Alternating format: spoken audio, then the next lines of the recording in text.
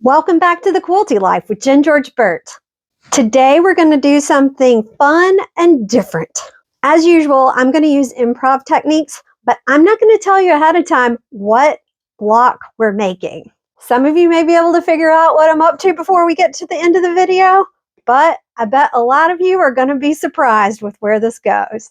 So let's get started. I'm going to use these two fabrics. There's a blue and a yellow. So I just want to cut 2 3-inch strips out of this. And in this case, I am going to use a ruler. So I've lined up my ruler here and I'm going to cut along this side. And now I'm going to turn this around the other way so I can measure. And I'm using the lines on the ruler just to see that this is going to give me 3 inches. So there we go. Now these fabrics are both solid, so we don't have to worry about right side up and right side down. But if these were prints, you would want to make sure that these are right sides together. What I'm going to do now is I'm going to sew 1/4 inch along each of these long sides. So now that we've sewn down both sides, I'm going to come in here with a ruler and chop this up into 3-inch chunks. Now I could do this with a ruler, but I'm not going to. So let's flip this over and look at the other side because this piece is shorter than this piece. So let's start by cutting off where they're not even. And now I'm just going to use the lines on my mat and I'm going to measure across in 3-inch intervals and just slice and dice. So this doesn't have to be exact. We're just doing approximate 3-inch chunks. And this one down here on the end is a little small, so we'll just toss it. And now stick with me because this is going to get weird, all right? Each of these, I am going to come in and sew down the other 2 sides. So let me do this one first. Okay, so that's done. I have sewn around all 4 sides. And you're thinking, Jen, this is the weirdest thing I've ever seen in my life. But here's where the magic is going to happen. I am going to cut from this corner to this corner, and then from this corner to this corner. And again, I'm going to do it free-handed, but you could use a ruler.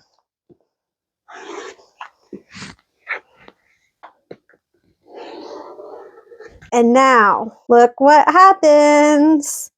I have made 4 little half square triangles. Easy as that. So there's 2 more there. So I'm going to do this with all the other pieces. I'm going to sew on each of the other 2 sides and then chop them up and turn them all into little half square triangles.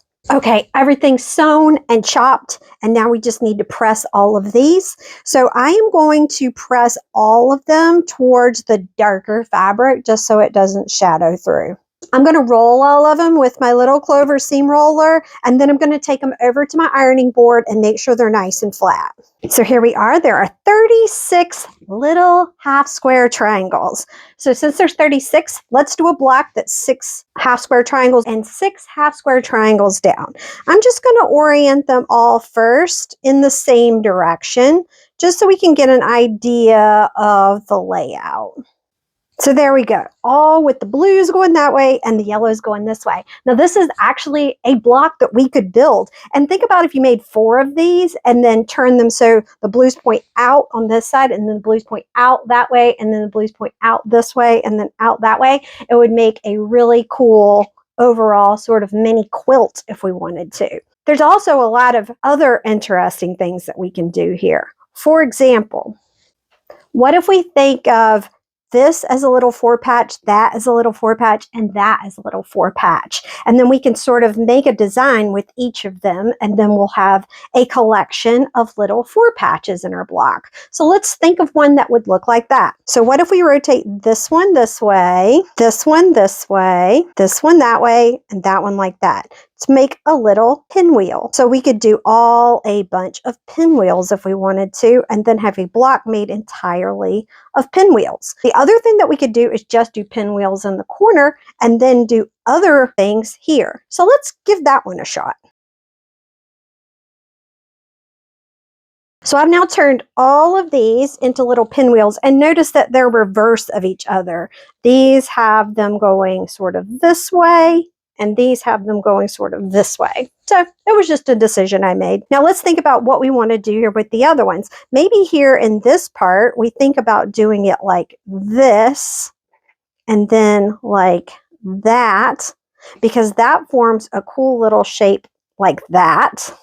And then we can think of the same sort of idea on this side and then push these together to make this 4 patch here, which makes sort of a little butterfly or bow effect, if you will. So we could keep doing that, but this isn't really speaking to me, I don't think. So I'm going to reset and think about something else because this just isn't doing it for me. Let's start here in the middle and build out and say, okay, what about if I put all the yellows that direction? And then what if right here I turn these so they're like that? And then let's do the same thing on this side. And then maybe the same thing on the sides here too. Okay, I really like where this is going because I'm getting some squares and squares thing going on that I really like. So let's try to put this there, that there, this here, and that there. And let's see. That gives me another point there. So let's do that on the other 3 sides too. All right, good. And then we just need to put these little blues into the corners. And then to finish it up, we put the yellows facing in. So yes, I really, really like this. And the cool thing about this is if I made more of these and put them together, they are going to form more squares and squares as like a secondary design when they bleed over into each other. So I really, really like this block. And I think this is what I'm going to sew together.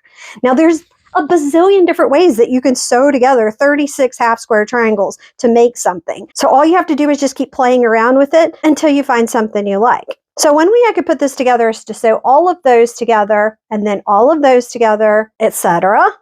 And then sew all the rows together.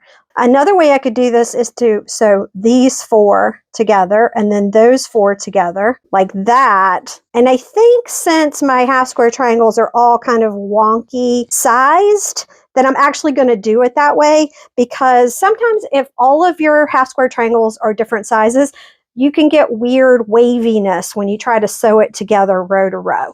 But if you work in smaller squares like this, it makes it more regular and you're more likely to end up with something more on the square side, which you're probably shooting for in this case. So let's talk about sewing these together right here. So you notice they all still have their dog ears on them and we're not going to worry about that for right now. So I'm just going to sew these 2 together. I'm just going to flip them over, line them up, and then sew 1/4 of an inch down that side. And then I'm going to cut the dog ears off. It just saves you time. If you had to go in here and cut all these little dog ears off right now, I don't know, 5-10 minutes of your life you're going to lose. So if you just do it here, then you get to cut multiples at the same time.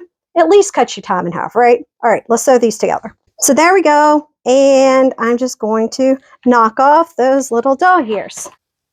So now we need to think about how we're going to press this. And I think in this case, because it's kind of got a lot of bulk, we're just going to press that seam open. So let me just show you how I'm going to do that. I'm going to press it to one side first, finger press it. Then I'm going to flip it over and sort of pry it open with my fingers like that. And then I'm going to come in here with my seam roller like that. And that just sort of holds it down. So as I take it over to my ironing board, nothing moves around. It also keeps you from getting any weird puckering on this side when you use the seam roller. So I'm just going to take that over to the ironing board and press it. And there we go. So now I'm going to do the exact same thing with these 2 pieces. And now I'm going to sew this side to this side. And you'll notice because these weren't the same size to start with because we were cutting them all wonky, this is not straight across the top. This one's a little straighter, but I'm going to come in here first and just trim this down.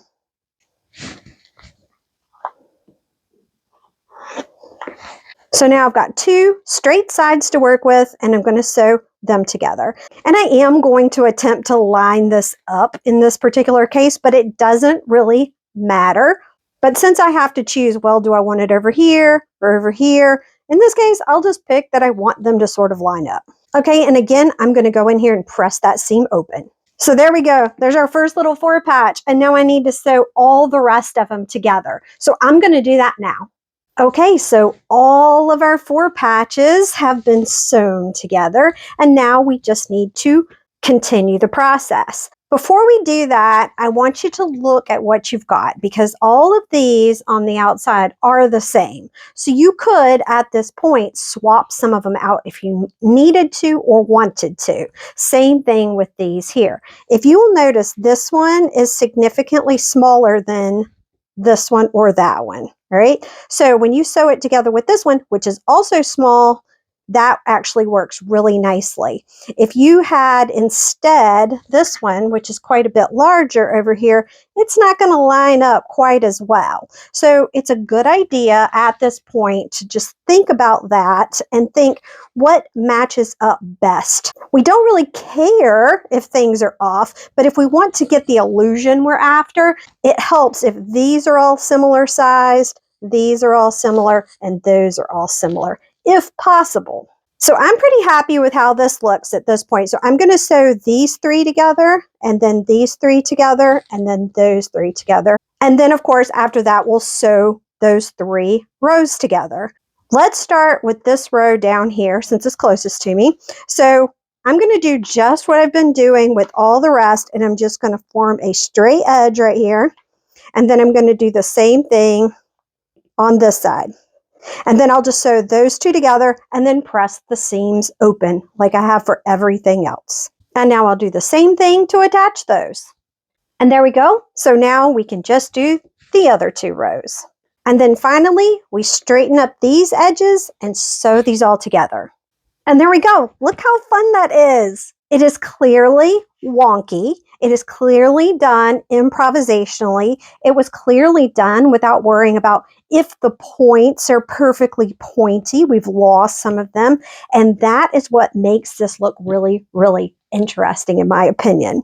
The fact is, a lot of people will try to make this sort of block, doing it perfectly perfect with half square triangles, and it'll still end up looking a little bit like this. It won't look nearly as wonky, but they'll be a little bit off here and there, and it will bug them. But the best thing about improv is that you did this on purpose, and it makes it extra abstract, extra modern, extra fun to look at. So obviously you'd come in here and you'd clean up these sides, but I'm going to leave it like this for now because I don't know what I'm going to do with this block. So I will wait to see what I'm going to do with it and then make decisions about what I'm going to cut off. For now, I'll leave it like that. So that's it. Did you guess we would end up with something like this? Are you surprised? Are you going to try it? I hope you will, because it is a lot of fun to play around with half square triangles and see what kind of crazy patterns you can come up with. I'll see you again here next time for another episode of the Quilty Life with me, Jenn George Burt.